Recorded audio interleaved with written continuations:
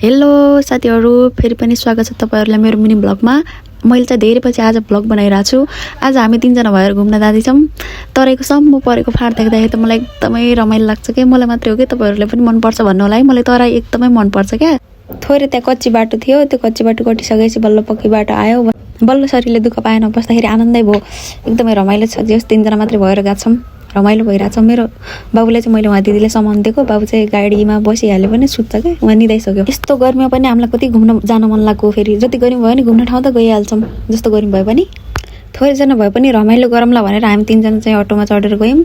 थोरै खानेकुराहरू पनि लिएर गएको थियौँ। नदीमा चाहिँ गोही पाइन्छ भन्ने सुनेको थियौँ, त्यही भएर हामी यहाँ हेर्न गएको थियौँ कि हावाले पात झारेको रहेछ।